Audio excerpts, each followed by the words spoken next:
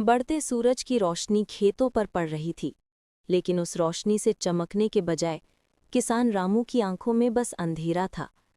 गांव का मेहनती किसान, जिसके हाथों की लकीरों में मिट्टी की खुशबू बसती थी, आज उसी मिट्टी से लड़ रहा था। रामू ने इस साल अच्छी फसल के सपने देखे थे, नया ट्रैक्टर लेने का, बच्चों को शहर के अच्छे स्कूल में पढ़ाने का और पत्नी सुशीला के लिए एक सोने की चूड़ी दिलाने का। लेकिन मौसम ने धोखा दे दिया। बारिश आई, पर इतनी कि खेत समंदर बन गया। धान की बालियां पानी में डूबकर सड़ गई। पूरे साल की मेहनत कुछ ही दिनों में बर्बाद हो गई। गांव के सहकारी बैंक से लिया कर्ज सिर पर था, सूद पर सूद बढ़ता जा रहा था। महाजन रोज घर आकर धमकाता, रामू अगले हफ्ते पैसे चाहिए, नहीं तो खेत गिरवी। खेत? वो खेत जिसके हर कोने में रामू के पसीने थे।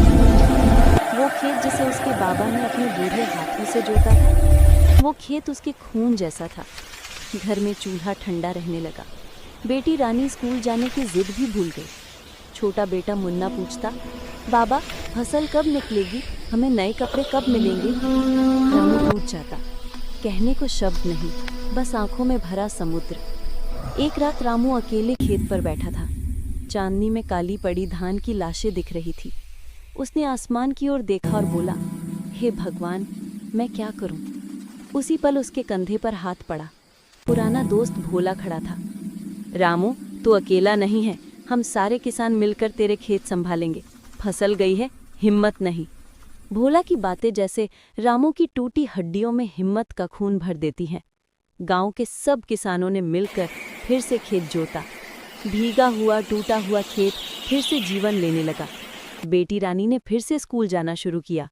मुन्ना फिर से हंसने लगा। रामू की पूरी फसल तो नहीं बची, लेकिन उम्मीद बच गई। और कभी-कभी उम्मीद ही फसल से बड़ी होती है।